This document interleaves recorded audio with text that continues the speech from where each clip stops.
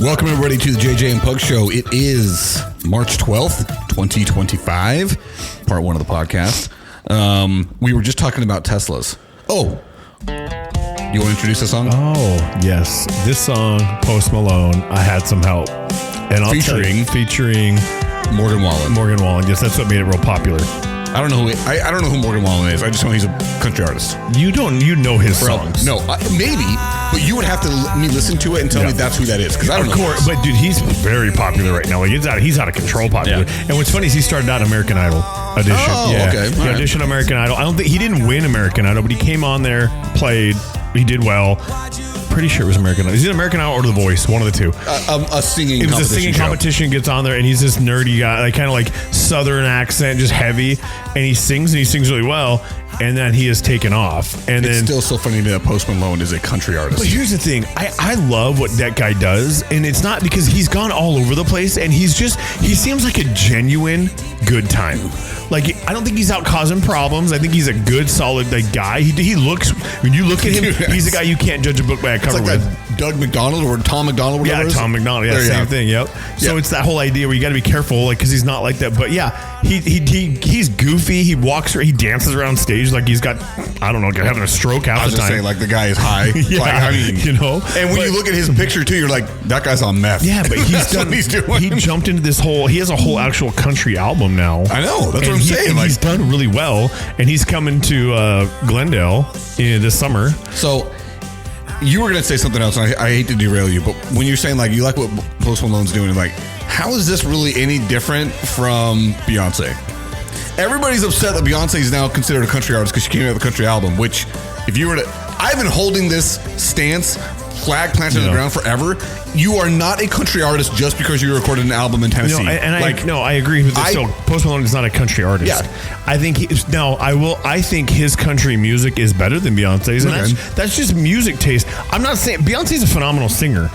But I just think her realm for me personally is not country. Her Texas Hold'em song was garbage, and I believe the only reason she won what she did is because they wanted to make this stance on the historical black first everything, right? Which, if it was deserved, I'm cool with. I just don't think it was. I think there were better albums and better songs by people in general that should have won, and that she did. Like, if I remember right, isn't the guy's name Darius Rucker? Yeah. He was on Hootie and the Blowfish, right? Yeah, he was Hootie. Yeah, that guy's actually solid country music. Mm-hmm. Again, coming from a person who does not like the genre, because for me, like, country music ceased being country music when Chris LeDoux died. Oh. Like, to me, that's country Cowboy's music. Hat is one of my favorite songs. It's a great freaking song. And but it's we should play that on this.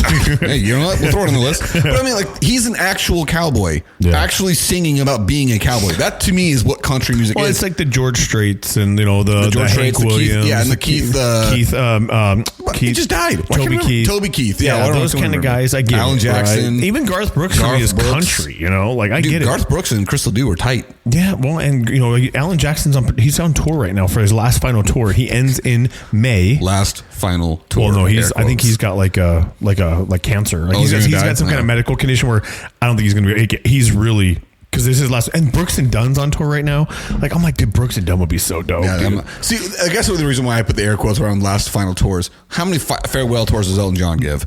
I mean, when the amount of money that comes in off of going on tour, those guys are never done. Well, they're done when we stop going. Well, that's like Brooks and Dunn's back. Garth Brooks has come back. Like, I also gotta say, my all-time favorite singer-songwriter is Paul Simon.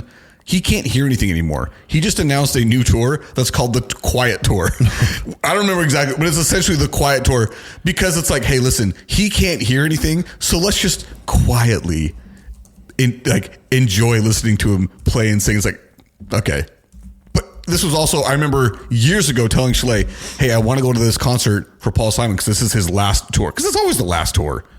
It's always, anyway, that's why it is heavy eye of skepticism when they say the last tour. Well, the only reason I think with Alan Jackson particularly is because I believe there's a medical condition involved. And that would make sense. Don't know what it is. Yeah. And he's also really, really, really old. Like, I mean, how old is he? I don't know, man. So let's also ask this. What's your reference as really, really, really old? Well, in a singing career, like anything over 70 is old in singing, because I feel like how old are the Rolling Stones? Too too old. Mick Jagger, too old, bro. Have you seen Mick Jagger? Still going. Bro, I know. He looks like he's having a stroke. But he wasn't on so much cocaine. His body would shut down. He's looked like that since 1991. And he still looks, I know, he's still on cocaine. That's he still why. looks the same. Oh, geez. I hate it when this says, when I pop up, it says the list of audio devices connected to the operating system has been changed. Alan Jackson's 66. You better still be recording. I'll be so pissed if this thing stopped recording. 66? That's not that old at all. It's not. I just feel like he's old. I feel like my because he hasn't released a new song in forever. Yeah. My like barometer of what old is really old keeps shifting because my parents keep achieving that number. Yeah. And so I'm like, that's not that old. Yeah. And you're getting older. Like we used to think 40 was old. Now I'm knocking on the door. I got 1 year left in my 30s. I'm like, no, bro, I'm good. I'm good. I got that's not old at all, man. Yeah. I'm barely hitting my prime. 40's the new 30. You know, in a lot of ways, I actually think it is. I truly think it is. I agree too. And some of it is because of the fact that millennials didn't start having kids until they were in their 30s. And so that's really shifted the timeline as to when. Well, and people are living so much longer, right? Like average age expectancy now is like mid 70s, maybe 80s. Yeah, and it used to be 55, 60. Look at a picture of somebody that was in their 40s, in their 50s, 30 years ago versus what they look like now. Not even close to the same person. Botox is real. Not just that. I think just life in general. Like, so my dad is going to be 74 this year. And when I looked up, I remember going through the family history, looking at a picture of his dad. His dad died at 92. I think my grandpa died at 92. And he didn't start looking old until my grandma got dementia and he was taking care of her. That was when he started to wear down because he's taking care of this, lady who doesn't know what's going on anymore. But if I look at a picture of his dad died at like 53. And when I look at his picture before he died, he looked like he was 90. Well, world was tough back then. I know. That's what I'm saying. Like, our lives just keep getting easier and we keep complaining about more. It's funny. As I work with a kid, he's from Ghana. Oh, wow. Right? He came here when he was 12. Yeah. So when these kids, we were talking about these kids, we walked out of a restaurant and it was like 1:30 in the morning. And these kids, he's like, why are these kids not at home? And I'm like, because they're probably teenagers or they're adults or whatever. And you could hear them, they were talking about something. And I said, they're probably just mad or complaining about something. And he's like, well, what do they have to complain about? And I said, coming from you, I said, you're probably the most American person, right? Loving a person because you know what it's like to come from a third world country. Whereas most of us think our life sucks, but we have running water and electricity anytime we turn around. Yeah. So, and hot water nonetheless. And he was like, oh yeah, he goes, I'll tell you, he goes, I used to, haul water every day back to my house. I didn't have, you'd work up such a sweat trying to get your food ready for dinner that you'd burn off everything you ate. All the calories. Yeah, the calories were burned off. And I'm just like, man, dude, we don't understand how easy we have it here because we're jaded. We live in a bubble. And you hear these experiences from these kids that this kid's 21, 22 years old and he's now working and he's done really well for himself. But you're looking at like, dude, he's just grateful that he's here. And we're over here taking advantage of it every day. When I say we broadly. Yeah. I know what you mean. The American general public. Yeah. Like they think our world is so terrible. I'm like, dude, you guys, we have no idea how bad it could be. So one of the things you and I have talked about in the past is like, if you really want to have some perspective on how good we've got it, just go to Mexico. Yeah. Just go right across the border and go to that. Hey, you know what? Make it a vacation out of it because Rocky Point's nice. Go to the beach down there. Yeah. But until you get to the beach, your eyes are open. You recognize. Especially when you go through that little town of Sonoita. Yeah, that's what I mean. Like, we got it pretty good up here. There's an imaginary line dividing countries. Like, yes, there's a fence or a wall, but really, it's still the same land. But where there is no fence or wall, it's just an imaginary line, and it's crazy how much things change when you cross that little boundary of how much freedom and stuff and the things that we have here. And you see these kids on the street, like they're selling tamales out of backpacks and they're trying to get they're shaking coins or chiclets, doing all kinds of stuff, man. Have you ever been to El Paso? Mm-mm. Okay, so when you're driving in El Paso, the I-10 is on the international border, and you're driving along. One side, if you're driving towards, you say we're driving east. On your right side is Mexico, and your left side is Texas. And let me tell you what, it is a stark difference in the level of just construction. Oh, I'm sure. Like you can see how crazy Juarez is. Like just the random nature of the way that they build things and the town, the city. I mean, first off, Juarez is huge. It is a huge city in comparison to El Paso. Really? Yeah, it's a massive city, but it's also one of the deadliest cities It's one of the worst border towns, and that's saying something in the entire U.S. Mexico border. But yeah, when you're just driving along, you can just look on both sides and be like, that's crazy. I've done it multiple times, and every time I am shocked by it. If you do it at night, it's when it really your eyes are really open to how big Juarez is versus El Paso, because El Paso's got a little bit of a skyline, but not much. Dude, Juarez just goes, just continues to go. It's, it's one of the most deadliest cities there is in Mexico. Yeah, it's a rough spot to be. It's funny how right before we got started, I'm like, hey, this is what I want to talk about. You got anything on there you want to, like, nah, we'll get to something. We did. Sure, we figure out something.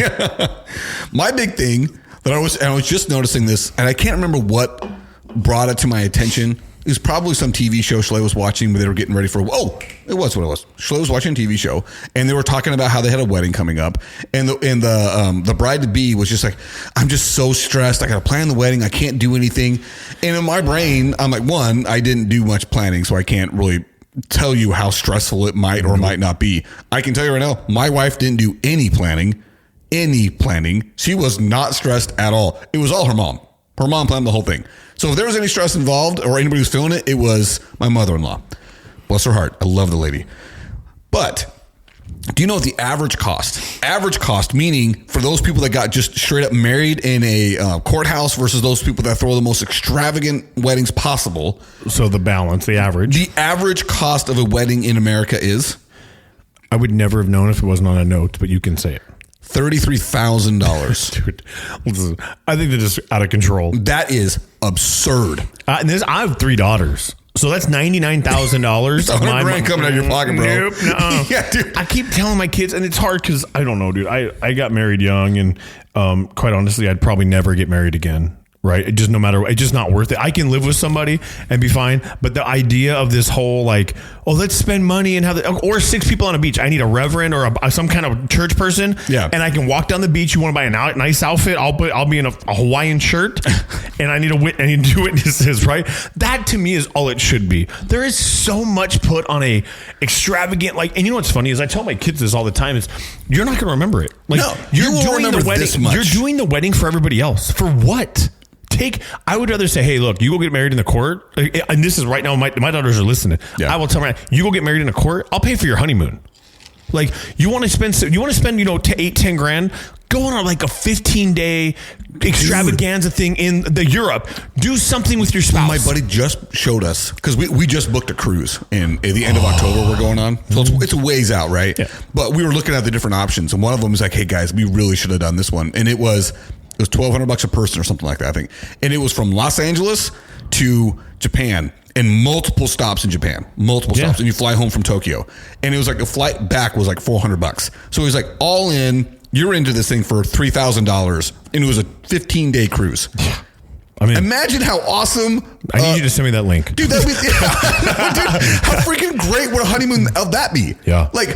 I mean, granted, if you're scared of boats, maybe not. Maybe not. Crossing the Pacific Ocean. Why spend $33,000 on what? On a one-night party. One night. I just don't care. And the idea that it has to be this venue that costs $10,000 just to have the venue for the night, and then you're not talking food. And why? I don't understand what we created. Who cares? Nobody is going to remember your wedding. By the way, your wedding is not going to be that special. I just want to tell people when I say that was according to Fidelity, the financial planning service. This is not just some cooked up. It's an actual sourced $33,000 average cost. No. Oh, and by the way, one of the things I wanted to point out is that if in that article, it points out the different states that's the most expensive. The most expensive state, if you were to get married in, according to Zola, I don't know what Zola is if you were to get married in, where was that number? This is a weird one. Rhode Island. Guess what the average cost of a wedding in Rhode Island is? But why? I don't know. I don't know why. Grand. Close. $49,207. Rhode Island is a speck. It's not even the size of Maricopa County, and it's that expensive to get married in Rhode Island. It probably. Did I drive through that? Did we drive through that when we went to Baltimore, from Baltimore to Maine? We had to have, right? Baltimore. You went to Baltimore? No, Boston. I don't think so. I don't think you would have. I know we drove through Connecticut. I've been to Rhode Island because when my sister and brother-in-law lived in Boston or in Massachusetts, we went there and we ate in some really high-end fancy restaurant in Providence that my wife and I were not prepared to be in. And I showed up in like a hoodie and jeans, and apparently it's like a tie and collared shirt venue that I was like, oh crap, I don't belong here. And then I opened up the menu and I'm like, I'll have the side Caesar. that was my order because I'm like, I can't afford the rest of this stuff. But and then I guess the least expensive place to get married is South Dakota or Alaska. Still $16,000. Here's the thing. So I actually got asked recently to officiate a wedding in Alaska. So, okay, it may be cheap to have a wedding in Alaska, but getting everybody there, that's a destination wedding. Yeah. Like that is like going to, you might as well just like get all inclusive. Also, something Mexico. I am wholly against is a destination. No, I shouldn't say that. I'm not against it. It is one of those things where, listen, we'd like you to come. If you can't come, I want you to feel zero pressure. Zero pressure. But if you do come, good. That's about it. I don't like the idea at all of telling people you have to come to my wedding. Okay. I was seeing your face. I made me wonder, like, what's he holding back on? I feel like I was Michael in the show, like, and you were Jim, just waiting for me to like blow it out of me. Oh my gosh, I just said blow. I can't believe I just did that. Rhode Island is south of Boston, by the way. Yes, it is. I had to look. Anyway, so that's courting fidelity. It's outrageously expensive to just have the marriage, the wedding ceremony. But do you know what the average length of a marriage in America is? I do, only because you showed me. But it doesn't surprise me. It surprises me a little bit. You know why it surprises you? Years. I'll tell you why it surprises you. And for the fact, I mean, it's because it's religion based for you, right? Because traditionally in an LDS marriage, marriages last forever or a long time. Like people will, it's almost like it's like you just, that's kind of what you're supposed to do, right? Like you don't just quit. Right. But it's not just that it's a religion thing. It's surprising to me. That's like, do you not know the person that you're committing to? I mean, change. The people change, but do they change that much? I would think it would actually be higher though. Like I don't think 7. By the way, this is according to Weinman and Associates, a family divorce attorney. 7 to 8 years, I feel like, is the part where in everybody's marriage is like where the honeymoon phase is. A 7-year itch? Is that what it's called? Something like that. Like where the honeymoon phase is over, and now you're learning like about life. You probably have started having kids, which we both know that once your relationship is great, but when you start implementing children and your time gets divided and you don't have, it can be really hard on your marriage. I'll say this. It's strangely enough the exact opposite for me and Shalay because of how hard it was to have kids for us. Okay, fair. So I have to recognize that we do not apply to a lot of these things because for us, like the not having kids was actually the thing that was dividing us. That was the thing that was pushing us apart. That's, I mean, and I don't know if my brother or his ex-wife listen to this, but for me, that's why I believe they got divorced, is because they struggled having kids. And then there was a whole bunch of other stuff, but the root of the whole thing was they tried infertility or the fertility stuff. They were going to go that route with in vitro. Like, I think that could drive a wedge in anybody's relationship. It's very hard when you don't, because I got to imagine, and I can ask you got to question compatibility. Is there a godly sign that you might maybe just not supposed to be together? Trust me. Like every imaginable thing. Literally what you just said, the second thing, that is exactly what she and I were questioning. Because it's like, one, we wanted to be married to each other. We chose each other. Yeah. But it was a question, and it's because we are super religious. It was, is God telling us we're not supposed to be married? Because every medical test we had said that we were perfectly fine. Yeah. There was nothing wrong with either one of us. And that, according to the doctors, like, listen, if, I don't know what's going on. You guys should have 30 kids by now. And it was just like, I don't know. We don't know what's going on. Is this literally a sign from God that we're not supposed to do this? It's what we came to. It was like we had, ultimately we doubled down. Well, ultimately we doubled down and said, okay, well, whether we have kids or not, we are committed to each other. And so we may be the childless people our whole lives. Maybe we're going to adopt. Yeah. And ultimately we decided we're going to try in vitro once because we tried other things, but in vitro is what we tried and we went up the twins. And then since, hey, shoot, here we go. We got more now. Yeah. So, I mean, it's obviously, I firmly believe that one of the things when people say like, this is not theology, by the way, I'm not speaking for Latter-day Saints at all. I'm just saying this is gospel according to me. When I hear the song Jesus Take the Wheel, I cringe so much. It makes me angry because it's like Jesus wants you to do it. Yeah. He wants you to make these choices on your own. Yeah, there are going to be things that you have to go through and say, listen, I'm just going to accept whatever it is you've got for me is what's coming, but I'm going to do my best. The idea that literally your entire life needs to just be like, whatever happens, happens. It's his choice. No. you need to be in charge of your life. You need to make your own decisions, and you need to be responsible for the outcomes that come from those choices. The consequences are yours. Yeah. Sometimes you don't get to decide. Like for me and my wife, we didn't get to just have kids. We had to make it happen. And that was up to us. We had to make it happen. You could have walked away. We could have walked away. And that would have been easy to separate and say, hey, look, it just isn't for us. Especially at that point in our life, we didn't have anything. Yeah. Like it'd been 4 or 5 years. We didn't have anything. It's like, all right, I guess we tried everything we've got. This isn't working. You know, we're still young enough for whatever, blah, blah, blah. We could have done that. We didn't. We decided to double down and say, we're together. So, yes, I understand that maybe, obviously, my religious background and my familial background, like, taints my vision of this. But at the same time, it's like, every marriage goes into it with the same words of, how committed are you? Are you committed to this person? And to be committed only for 7-8 years, especially with the legal entanglements that come from marriage. So I wonder if that study also takes into account second marriages and divorces, because I'm sure it does. The first time is the hardest, from what I understand. After that, it's so easy. Like, people don't fear divorce once you get divorced. They're like, and I know people right now that have been divorced twice, and they're like, when it got hard, they were like, I've been divorced before. I'm not going to do this. It just makes it that much easier to back out. And we also in our society, I just remember listening to a whole podcast on the history of divorce. I don't even know why. It wasn't like. No, that wasn't what it was. It was a YouTube video that was just on, like, when you're watching YouTube and the one you clicked on ends and it just kind of like rolls into another one.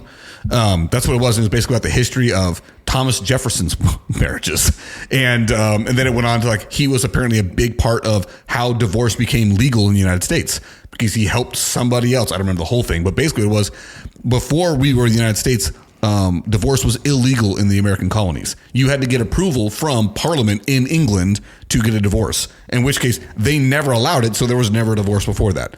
Very weird, right? Very weird. Crazy. Weird. But anyway, so history of our country has made divorce easier and easier and easier, which in some instances I feel like is good. We should be doing that because sometimes the divorce is the answer. Sometimes that is the answer. It is. And the problem is with divorce is the male gets screwed no matter what. That is what I was going to say. We make it to the point where the male, regardless of fact, is almost always at fault. Regardless of fact. It's ridiculous. Like, it's very difficult. And I understand maybe and I get it, like, especially like in the religion, right? Where it's like a wife stays at home the whole time, husband works. And then when they divorce, it's like, hey, I don't have no, and I get it to an extent, but it's like, They almost write off the fact that the husband's been out so long working that they value the mom being at home more, not working. So they're gonna reward her more than they are him for. I'm like, hold on, that's a 50-50 street there, dude. Like, that is not hey, I know that you didn't put your life on pause. You chose to do the family thing while I did the support thing. Yeah. So that doesn't mean that you should be entitled to more, but that's just my opinion. No, the thing that actually drives me nuts is I feel like, in today's society, if you have a traditional family setup, dad provides, mom stays home with the kids. For some reason, dad providing is not as important as mom staying home, taking care of the kids. I feel like we've really diminished the fact that it's like, that would not be possible. It wouldn't be possible for mom to stay home and take care of the kids if dad wasn't providing. And especially in today's economy, where it is almost necessary to have dual income home to be able to live. Like, there needs to be a lot more credit given if you're able to have that situation, because this is obviously two dads talking. Yeah. Providing ain't easy. No. It's a constant stress in your life. You're constant, like right now with all this talk about an impending recession, I'm freaking out, dude. I'm wondering, am I too leveraged here? Do I have too much invested over here? Do I need to be pulling money from this? Should I pull back on whatever decision we're making with the business in this direction? Like, providing for your family, that's your one most important responsibility. And if the possibility of not being able to do that starts to present itself, it's catastrophic for me.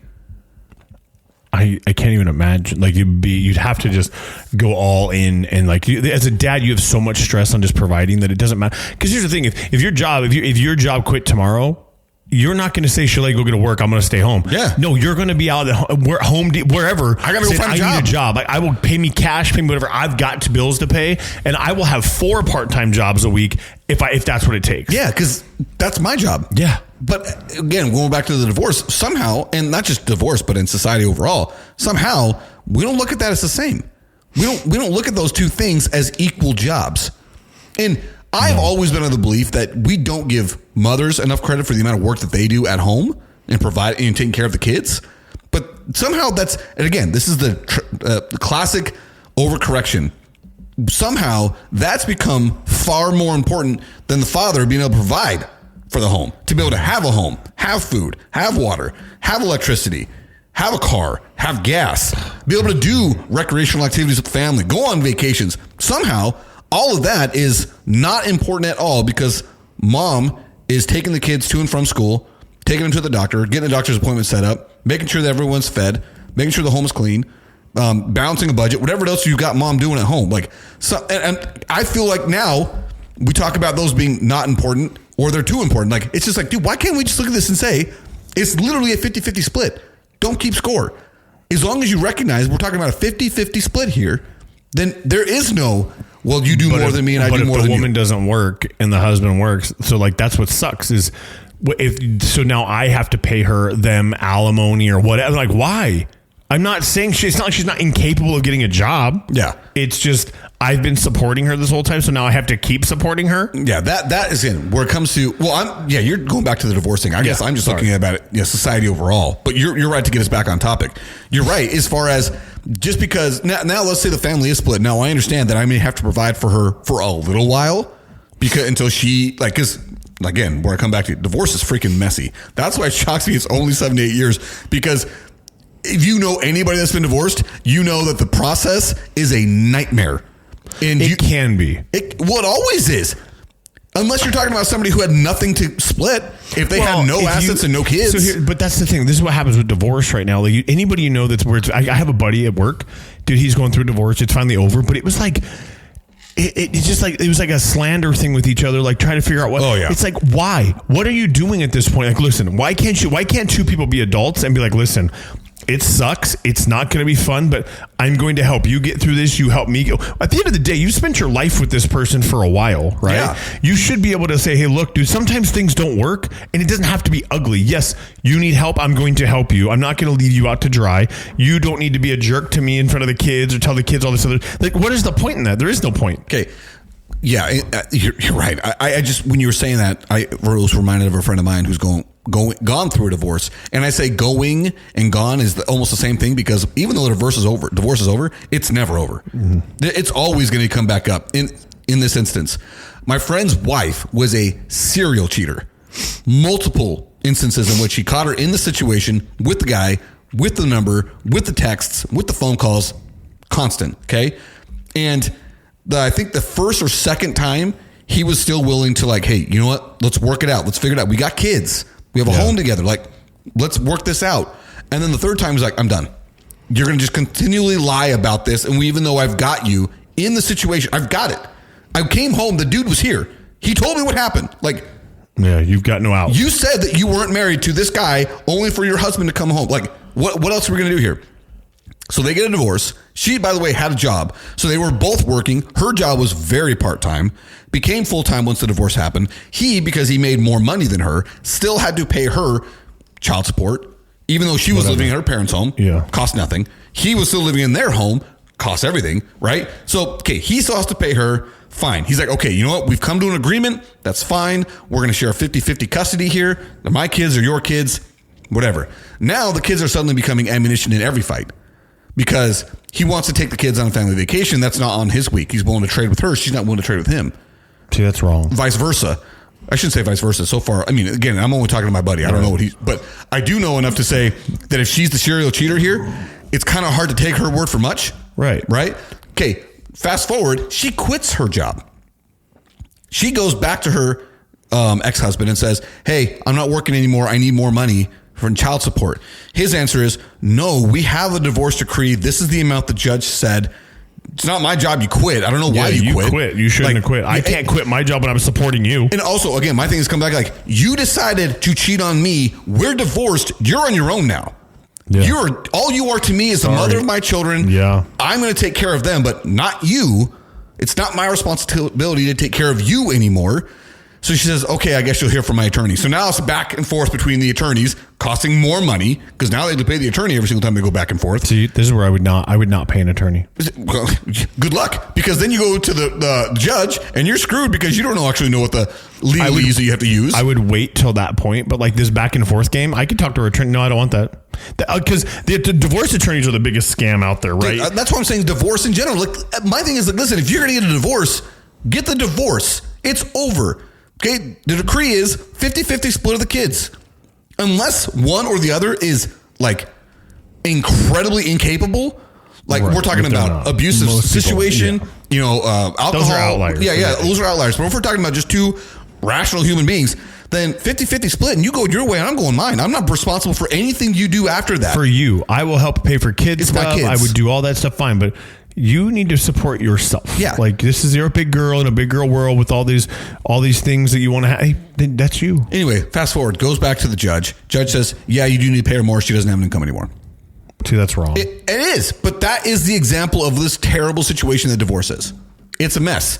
So, like I said, average American wedding or marriage actually is only 7-8 years. The cost of that wedding was $33,000. Let's say 35. We're basically saying for $5,000 a year in a marriage, 7 years, you pay for a wedding. Yeah. Why even do it? I don't think it's worth it. Just go get your little piece of paper. So, and the whole reason why I was thinking about this is like, I feel like we as a society do not put enough emphasis on how to be married because there's too much money in getting married and getting divorced. And I quickly wanted to go over this is according to divorce.com.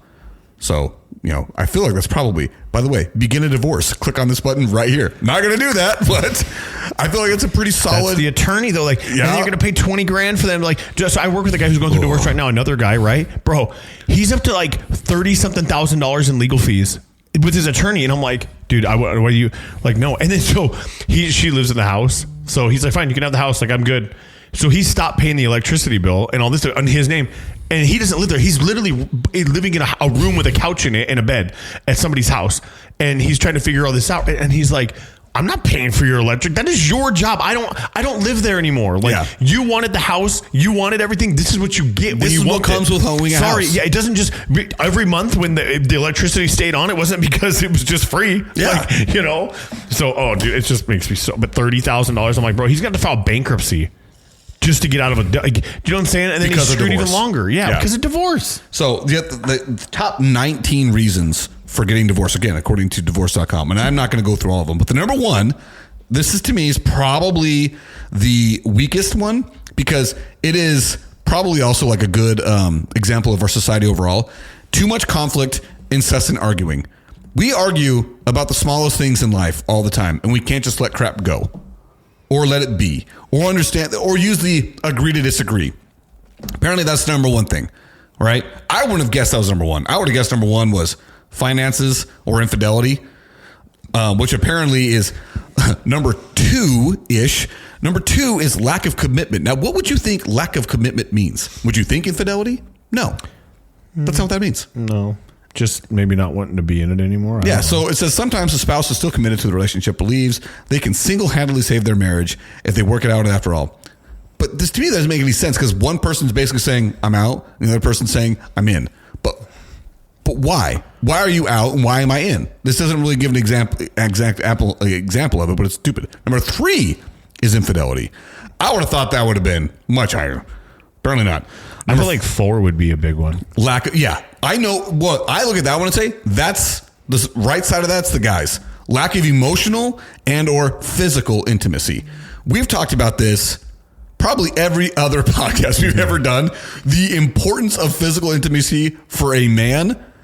Yeah, it's physical. Their love language is more than likely physical touch. Yeah, because like we said, something else. I've said it a million times. If she's putting out, he'll put up. That makes a big difference because as a man, if you're getting that, you feel wanted, appreciated, loved. Like, those are all the feelings you get from that physical intimacy. And I know with women, they want the emotional intimacy, which I feel, as a man, comes from the physical intimacy. It all goes in one. But whatever. Communication problems between partners is number 5. So basically, you just don't talk to each other, I guess. Become transactional roommates type thing. Domestic violence, that one. I was sad to see it's number 6. Yeah, that should be. I mean, you should be leaving if that's a problem. Yeah, that is one of those instances where I say, yes, divorce is definitely justified. Opposing values or morals. That to me is stupid because you should have figured that out before you got married. Yeah. You should have understood the differences between what you found most important and what she found most important before you got married. And at least have been okay with because it'd be like saying, hey, a Democrat can marry a Republican. As long as you understand. We're going to have differences of opinion. The difference of opinion, and we're going to have some conversation. Yeah. At the end of the day, it's not going to make me love you any less or whatever, right? But if you haven't done that conversation and you find out, you get tired of it 4 years later, you're like, I hate that you're a conservative. Yeah. I'm not changing. I look at it from the perspective of differences of religion. Like, you better go in this knowing, like, hey, we have different religions, and that's not a problem. Like, that should not be a problem. Number 14, religious differences. See, that's what? How is that any different than differences of morals? See, I feel like this would be a big one too. Parenting differences. Oh yeah. Because if you don't have that conversation with your spouse as you're going to have kids, and dad's a little bit more firm, and the mom's more of a, hey, let's just coddle them. That could be big for. It would drive me crazy. It wouldn't drive me crazy if mom was opposed or dad was opposed. You know what I mean? Like, I guess that's really the thing is, because I think every mom is a little bit more of the coddling nature, and every dad is a little bit more of the, hey, figure it out. Yeah, but mom needs to be okay with dad saying figure it out. And that's where.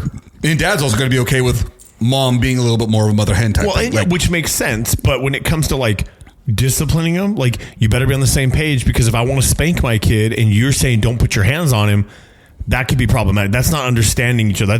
That's a whole different view. Yeah, that's completely divergent views. I'm not beating my child. I'm disciplining them. So it's like touching a hot stove. It's like doing. It's recognizing consequences. Pain retains. Dude. So it's the way it works, yes, dude.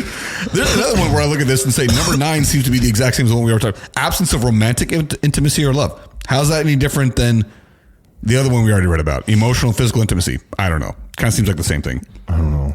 One spouse not carrying their weight in marriage. That is one where, it could possibly be true. But where I look at it and think, I think as society, we put too much emphasis on one or the other, not recognizing the 50-50 difference in mom does mom things, dad does dad things. Yeah. And if we're doing them together, like, listen, if mom's got to work and dad's got to work because we need 2 incomes, well, then dad better be coming home to do the dishes too. He better be cooking every once in a while as well. Like, it can't all be on mom to do everything when they both have a full-time job. There's a reel about this, actually. It's a marriage counselor. I think she is. But she talks about how marriage is not 50-50. Today, it's maybe 80-20. Tomorrow, maybe, 60-40. Yeah. Like, you have to be the other part. When a person said, if you come home, she says, if my husband comes home and he's like, listen, I've only got about 10% today, I need to be the other 90. Yeah. Like that day, right? It's every day. So she goes into this whole thing, and it makes sense, right? Like, it's not 50-50. Everybody says marriage is 50-50. It's not. No, but I get what you're saying, but I think what you're saying is it's not 50-50 every day. Right. I think in the long run, you have to look at it as it's 50-50. Yes, I agree. Like, every day, maybe not. No. But overall, your relationship should be 50-50. Because it equals out 50-50, right? Yeah. I've got to make up the other bit if they're, whatever that is, right? For that day, whatever they're going through at that moment. Hey, look, today you've only got 25%. Cool, I'll take the 75% today, because tomorrow I may need you to take the 65%. I don't know. Yeah. That makes sense. The other one that I thought was kind of crazy is how low it was number 12 was financial. I thought that would be much higher. I was always told that financial stress was like the number 1 cause of divorce. I mean, apparently it's not. I can see it be. Well, it's funny, marrying too young. Well, I look at that and think it's kind of stupid, because for the vast majority of human history, they got married young. Mm-hmm. And divorce was not common at all. Well, I think that's because it was so like you didn't divorce, like you said, it just wasn't a thing. So that's why they got married young, and they said, no, I'll just write it out. I can't get divorced. I also think that it's because in today's society, we look at it and we kind of look down on people that got married young. Like, how many people have looked at you and said, dude, you got married way too young? I look at myself every day in the mirror and say that. But look at your marriage. Yeah. Look at your life. Like, I understand. Like, it's, I think we demonize it a little too much. Because I look at my parents, when I say that they have the perfect marriage, I'm probably wrong, but I kind of think that I'm not. They got married young. 21 years old, done, married. And I look at Shaleigh's parents, same thing. My in-laws have been married. They got married when they were like 18. Yeah. Like, hey, I found my one and I'm sticking with my one and I got married. Like, I also know, again, there's a religious component to that. Mm-hmm. I agree. But I also look at my grandparents who, like, my dad's parents got married right out of high school because grandpa went to war. And my mom's parents eloped because they were younger than the state of Utah allowed them to get married. Utah, bro. State of Utah. They had to go to Wyoming to get married. Yes. But, I mean, and my mom's parents, they celebrated a 75th anniversary before either one of them died. 75 years on this earth married. It's freaking nuts, dude. And only one of them got close to 100 years old. That's kind of saying something. But lack of shared interest, again, one of those things, you probably should have figured that out before you got married. Well, yeah, but I also think that could change over time. No, that's true. You know what I'm saying? So, like, but you got to have some core stuff that you are interested in. Right, but I do think it's possible, or as much as we don't want to talk about it in society, that it is okay. Two people can grow apart. As much as it may be unfortunate or things just change in life, there may be a life event, there may be something that just changes things for people, right? And you have to be okay with the idea of, like, look, if Shaleigh comes to you and says, hey, like, things just aren't the same for me and I don't know what to do, whatever it is, right? Yeah. Yes. Does it suck? Sure. But that doesn't mean there's hate there. It doesn't mean that there's not love there. It's just, look, things change. People change, and that's okay. We can't just lump it all into this problem on here and say, okay, well, we should, like, it doesn't, you should, cause let me ask you this, Eric. If you're not happy, or if you are in a position or as a person where you don't want to be there, should you stay? And sacrifice your happiness, your life, for what you in your internal mind say, it's just not working for me. How long do you put up with it? Like, how long do you say my personal sacrifice is, or my personal happiness is a sacrifice for kids, and people will stay together for kids, which I think makes sense, right? Yeah. Because you try to have a stable home as long as possible if you're going through some stuff. Yeah. But I mean, how long is too long? Or when do you say, okay, look, I've sacrificed. It's time for, I want to be happy too, right? I hear everything you're saying. And in my brain, I'm thinking, is my spouse willing to work with me on these things? Are we able to get through this because we're committed to each other? It's a last resort, I think. It is, but I think too many people look at it as, well, it's just not going to get any better. Yeah. It's just not going to get any better. Instead of, what can we do to make it better? Because you fell in love with that person for some reason. Yeah. Like, that's the thing I think it gets forgotten way too much is you chose to marry this person for a reason. They couldn't have sucked. No, like, when you met them, there had to have been something there. You can fall out of love. Like, I know, but I think the reason we fall out of love is because we stop working on being in love. Maybe. And you let things like, oh man, work was just so, I was so stressed today. I don't got time for you today. Or, because this is something that me and my wife fall into, and I'm probably not alone in this. Sometimes when we get done with the day I come home from work, cleaned up dinner, and I get the kids to bed, I got my show I want to watch. She's got her show she wants to watch, and we do it in different rooms. And then you do that for 2 or 3 nights, you start to wonder, who's that person I live with? You got to forget. So you have to make it a priority to not let that happen. And it's easy to fall into it. It is. Oh, I agree. But I also think that for me, and again, my mindset is sometimes you just have to make sure that you're also working at it, because it's easy to fall out of love with somebody if you're not doing anything with them, or you're not trying to remain with them. And so when you say, how long does that go on? I guess the question is my spouse unwilling to work? Are we unwilling to work with each other to figure out what it is that made us fall in love? One of the things that I do, and I've said this, I prioritize making sure that I get a trip with just my wife at least once a year. Yeah. At least once a year, just her and I, doesn't matter what it is.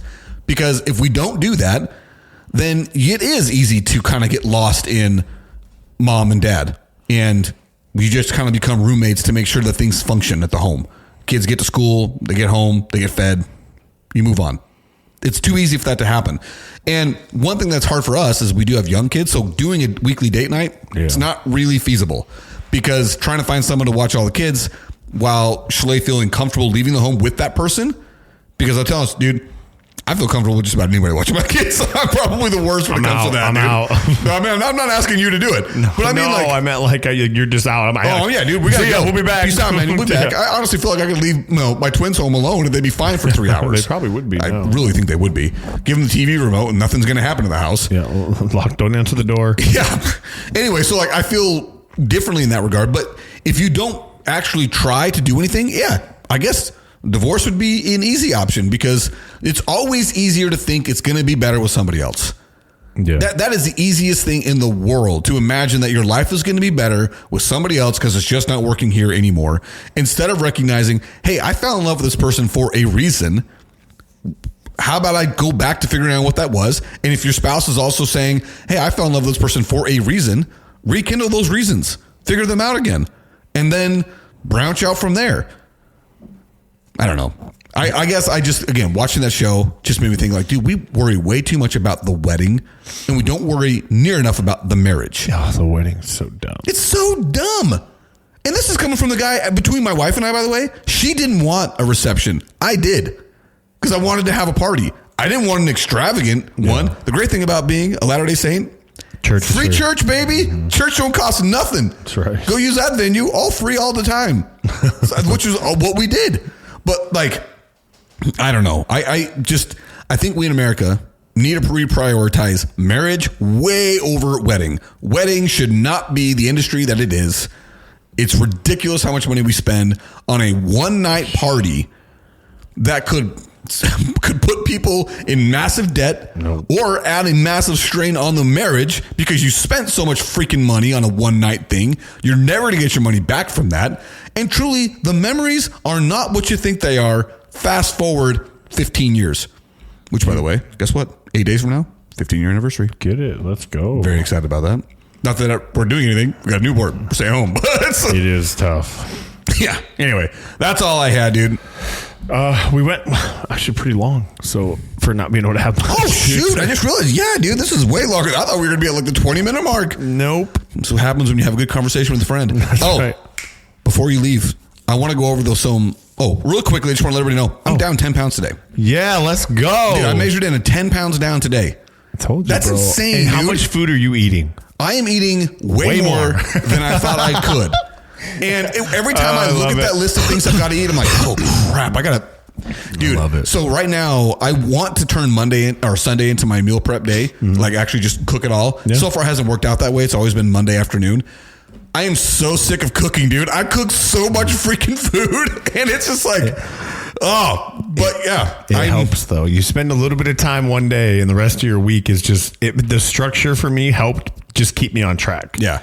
I will say it gets a little bit harder when you're busy at work. Yeah. I do bring all the food with me, but when you get in the groove of doing whatever it is you're doing, you kind of forget what the time it is. Yeah.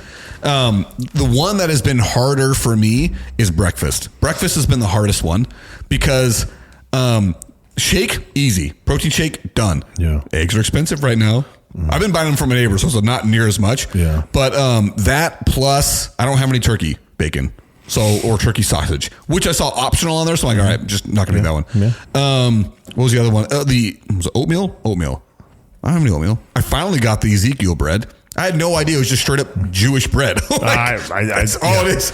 It's like, it's straight out of, that's why it's called Ezekiel. It's like straight out of the Old Testament, how to make this bread. Really? It's got the scriptures all over it, dude. I was like, I never paid attention. Oh, yeah. Anyway, so it's like the most Jewish bread there is, which is fine. And like outside of that, like all these other things on there, I'm like, dude, I gotta go find this. I've never eaten this before. Oatmeal. I'm not an oatmeal guy. I'm not. I did, and then I don't, and then I do, then I don't. Like right now, I'm on a don't. I just tried to again Monday, and I'm like, nope, can't do it. I eat protein pancakes. It's just I figured out that a half a cup of oatmeal and a third cup of protein pancakes, especially the chocolate chip ones. Yeah. The macros are about the same. So I just do the 1/3 cup of pancake and I can eat that with I put the peanut butter on top of the pancake and I actually with the egg on top of it too. Cause I like the yolk. It's really weird, but give some moisture. Yeah, but it just works. But again, some people love oatmeal where they can eat oatmeal constantly every day and it's not a big deal. And I'm just like, I can do oatmeal every once in a while, but it's got to have a whole lot of brown sugar. Well, and I don't do oatmeal like where it's like, I have to, mine's almost like, I don't put enough water in it on purpose, so it's almost like chewy. Oh, okay. I don't want the slimy. Like, I want it sticky. Yeah, I don't want it to like just be like soup that I'm having to eat. So people eat it differently, but so I still need you to show me what egg whites I'm supposed to buy from Costco. They're just hard to find right now. I know. Which I ran makes out of sense. Makes sense. It would be hard right now. I bought 2 boxes of them, so I've been able to get by the last 2 weeks because it lasts. I do one a day, so it lasts me 12 days. But I'm at the point now where like I've got one left, and I'm going to Vegas this weekend with Alexi, so I don't care what I'm doing there. But yeah, it sucks so hard. So when I buy them, and like I said, if I didn't see any, or else I'd buy you some. Also, I need you to tell me when I'm supposed to be taking certain supplements. The only one I know I'm supposed to take is creatine after the workout. Outside of that, the multivitamin in the morning. Outside of that, I'm like, I got all these other ones. I don't remember when I'm supposed to take them. Dude, most of it's so like the glutamine and all that stuff would be your after workout shake. I put it with creatine. The creatine, BCAAs, glutamine is the same drink. It's just all after a workout. It's just that way you get it all in at one time. Okay. Well, I've got them all on the counter. I left them out on the counter so you could show me when I'm supposed to do that. Yep. The other thing I was going to say is, dude, that cheat meal on Saturday. How was that? Ooh. What'd you have? I went to a steakhouse, got myself a 16-ounce sirloin with some... Which really isn't even a cheat. No. Which is why I did it. Right. But the cheat is this. I also got baked potatoes, fully loaded potato skins, brisket loaded mac and cheese, and what else? Yes. What was one other thing? Bacon wrapped jalapeno poppers, bro. I am so looking forward to Saturday, dude. I like the weekend has a whole new allure to me. I'm telling you, man, it's what makes it's what gets me to the weekend, especially in a prep. Like, okay, I can do this food. I got food coming, one meal. Oh, dude, I look forward to that meal so much, and it's really a bummer. So when it rains, my mom she home cooks cinnamon rolls and has all the kids back over. Guess what it did? It rained. Guess what they're doing right now? Yes. Cinnamon rolls. Guess where I'm not? I'm not, dude. You have no idea how hard it was to be saying, discipline, buddy. I'm not going just today. And I keep thinking to myself, all right, just gonna get to June. Get to June. Let's do this. Let's do this hard. You can do anything for 90 days. Yeah, I can do this. I can do this hard to June, and then after that, kind of reintroduce and like look and see what I like.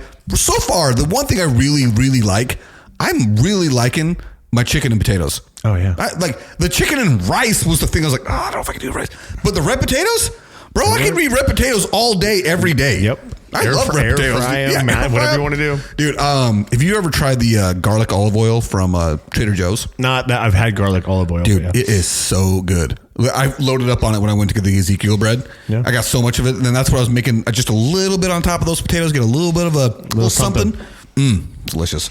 Anyway, so I was saying, like, I'm down 10. I'm shocked I went down. In fact, I was telling Chalet, this is before I did a workout. I think I was down 9 or down 8. And so I'm like, I'm almost pissed how much weight I've lost doing nothing. Because that's my body telling me, F you, dude. All we've been asking for you to do is eat something healthy. I'm telling you, people you can. And so somebody told me the other day, I was talking to you about with somebody else about, because I told them I was, helping you out. And they were like, and I said, working out or eating right is what makes you lose weight. Working out's what shapes your body. Yeah. So like that's all. Like you don't have to necessarily work out every day to make yourself lose the weight and the fat to come off. But what you do when you work out is you just transform your body into be a little tighter and a little bit better off, right? But yeah, dude, it's really not hard once you get into a groove and figure it out. And numbers are big, right? You're not going to have you lost, I think, almost 6 pounds on the official weigh-in day of Friday. You're not going to have numbers like that every week, right? No, and I fully expect it to really curb off. It's just, I know that the initial shed, which is great because it happens it keeps you motivated during the beginning, which is arguably the hardest. And then about 4 weeks in, you might get like, you hit a plateau, and you'll be, and I will take off one thing, right? Instead of 2 pieces of Ezekiel bread, you'll get 1, and all of a sudden you'll drop 3 pounds. And you're like, what? It doesn't even make sense to me. I know. But it works. Like I said, I am fully prepared to hit the plateaus. I know they're going to happen. It's easier for me because I've done things like this before. Yeah. It's easier for me to be like, okay, I'm not worried about it. Like, that's why I daily weigh in. I like to see an overall trend. I know. The overall trend is fine. I can have a day or two, which I've had a day or two where it ticks up. I'm like, that's okay. As long as the trend is going down overall, I'm good. Yep. I'm fine with that. Crap, I had one more thing I wanted to say, but I can't remember what it is. Anyway, we're almost at an hour. We got to cool this, dude. All right, dude. Don't breathe. Breed. Yes. I like this.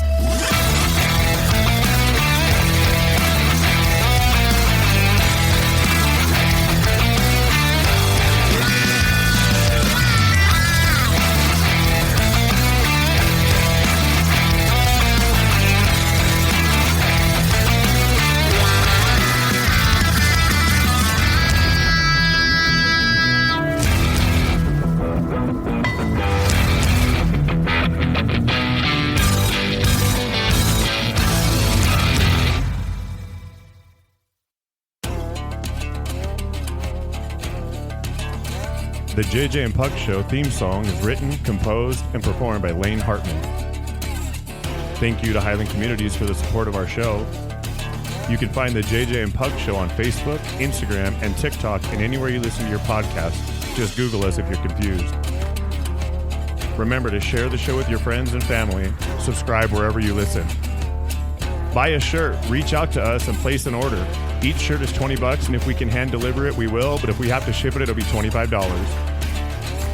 If you're able, feel free to support us by sending a donation to us by going to kfo.com/the JJ and Pug Show. That's ko-fi.com/the JJ and Pug Show. And thanks again to all who listen. We really appreciate your support for our show, and we hope to continue to grow.